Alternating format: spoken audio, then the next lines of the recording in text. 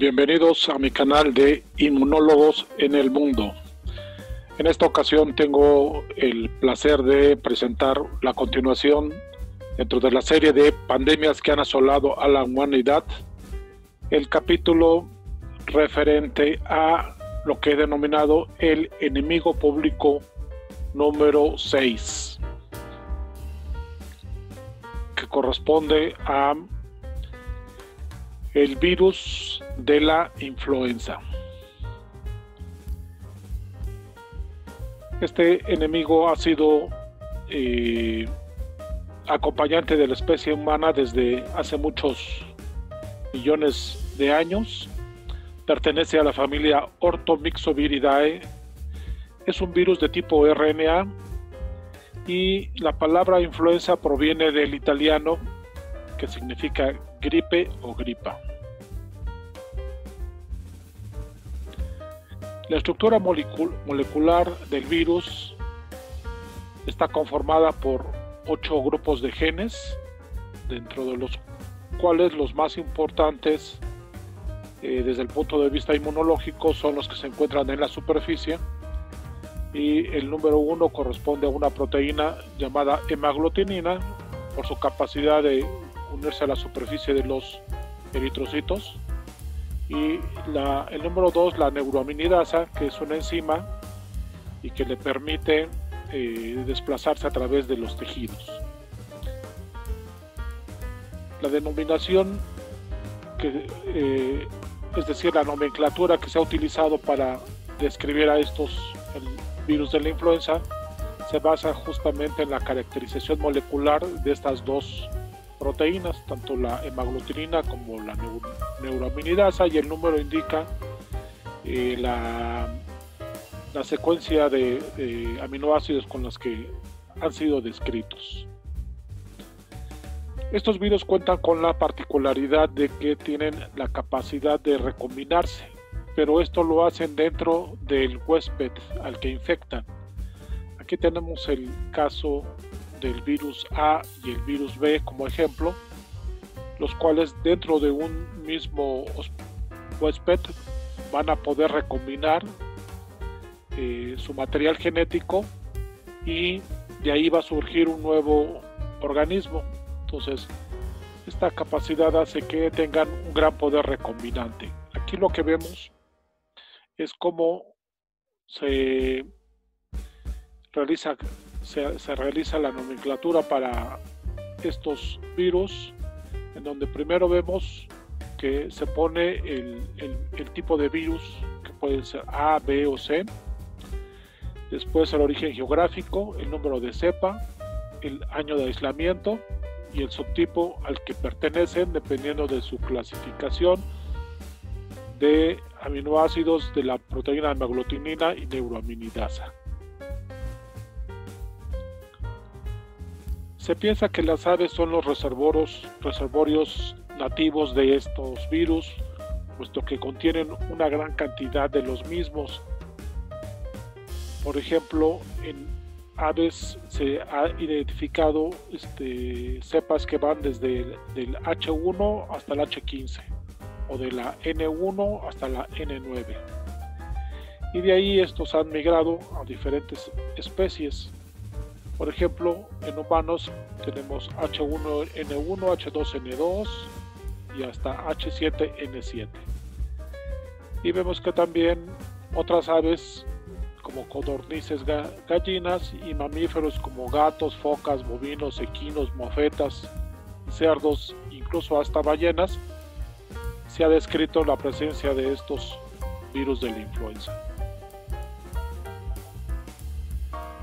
Los tipos, el tipo A puede infectar a la especie humana y también puede infectar a las aves, cerdos, caballos y felinos y otros mamíferos, pero los tipos B y C son exclusivos de la especie humana. ¿Cómo es que infectan estos virus? Bueno, pues una serie de pasos. El primer paso para que un virus pueda infectar a una célula es que se fusione con la membrana celular El segundo paso, que libere una enzima que se llama transcriptasa inversa, la cual le va a permitir que su virus RNA sea copiado a DNA. Después, el tercer paso es la integración. Una vez que se creó la copia DNA, este se va a insertar dentro del DNA del huésped y este va a mandar las órdenes para que se produzcan las proteínas virales, ¿sí? en el punto de la transcripción, y entonces posteriormente en los ribosomas son leídos la información de los RNA y se fabrican las nuevas proteínas de la cápside, y junto con las copias del RNA del virus se crean un nuevo virión, y de ahí va a salir un nuevo virus hacia el exterior. ¿Cuáles son los síntomas y las complicaciones? Bueno, en cuanto a los síntomas, podemos decir que fiebre, dolor de cabeza, confusión, tos seca, congestión nasal, tenemos también náuseas, vómito, diarrea, fatiga y dolores musculares. En cuanto a las complicaciones, tenemos que convulsiones, síndromes, meningitis, mielitis, síntomas cardiovasculares como pericarditis, inflamación del miocardio y exacerbación de otras enfermedades cardiopulmonares. En las respiratorias tenemos otitis media, el croup, sinusitis, faringitis, bronquitis, neumonías bacterianas secundarias se van a presentar, y exacerbación de otras enfermedades pulmonares.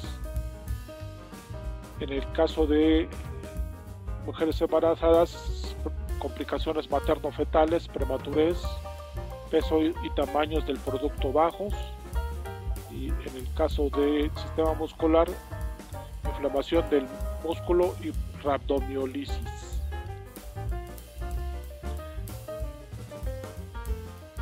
La primera pandemia de la influenza se le denominó gripe rusa por ser este el país en donde se localizó. Entonces inició en la ciudad de San Petersburgo en los años 1889 a 1890. Perteneció principalmente al serotipo H2N2, pero también se detectó el H3N8 en menor proporción. La mortalidad que provocó fue del 1% y era altamente contagioso, y en 4 meses se extendió por toda Europa. La segunda pandemia de la influenza, que es la más devastadora, compite con la de la peste negra en cuanto al número de muertes, calculados en 50 millones de fallecimientos. Inicia en Estados Unidos, en la ciudad de Kansas, en 1918, en una granja de cerdos a humanos, y luego afectó al personal militar. Pero como en ese tiempo las actividades bélicas de la Primera Guerra Mundial hacía que todo se guardara en secrecía, entonces no se dio a conocer el surgimiento de esta nueva cepa. Fue en España en donde, como ellos no estaban en guerra, en donde se habló más abiertamente de que estaba surgiendo un nuevo tipo de virus, y de ahí vino la denominación de gripe española. Pero se sabe que incluso Francia estuvo afectada antes que España, y en 2 años toda Europa se encontraba afectada, y de ahí se diseminó a otras partes del mundo. La tercera pandemia de influenza, llamada gripe asiática, en los años 57 a 58, ya no fue tan devastadora. 2 millones de personas se vieron afectadas, y el virus que la provocó inició por primera vez su reporte en Singapur, y fue la cepa H2N2, la cual ya había, como recordamos, es la que había estado presente en la gripe rusa, pero aquí ya había pasado un número de años importante para que ya no hubiera personas, o hubiera muy pocas personas que recordaran este hecho, y por eso volvió a florecer como si fuera una epidemia nueva. Fue una derivación del virus de la influenza aviar A.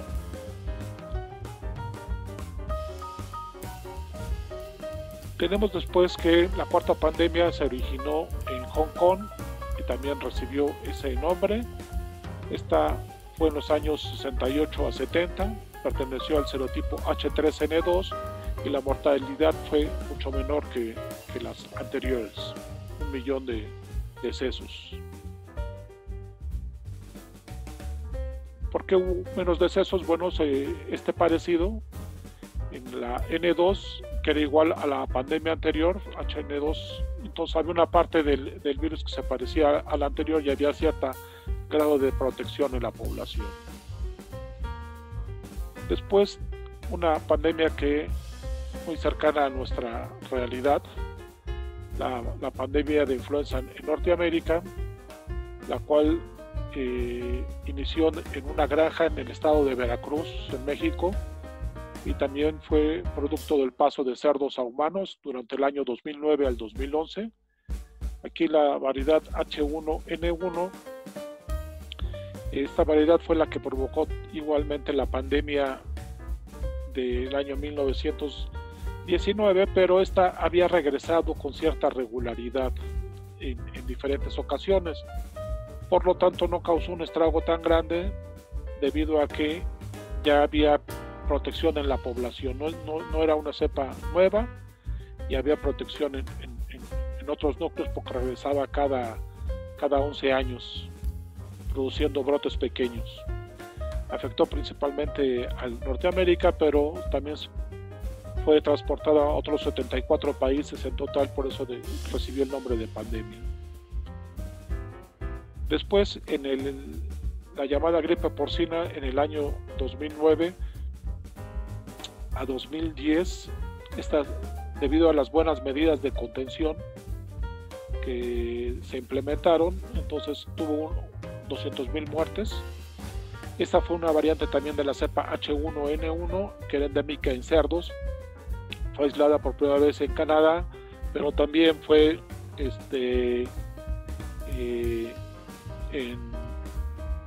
cerdos que pasó a humanos.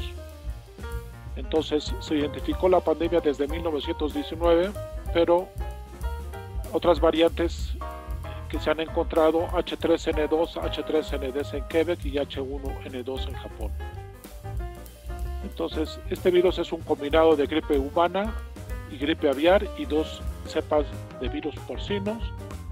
Entonces, la recombinación de estos virus sí, es algo que es común y que ya lo hemos explicado anteriormente. Inmunólogos en el Mundo ahora tiene el gusto de presentar a Maurice Hilleman. Este virólogo norteamericano se dio cuenta de que una nueva especie de virus estaba surgiendo y con una rapidez que sorprende identificó en el caso de la influenza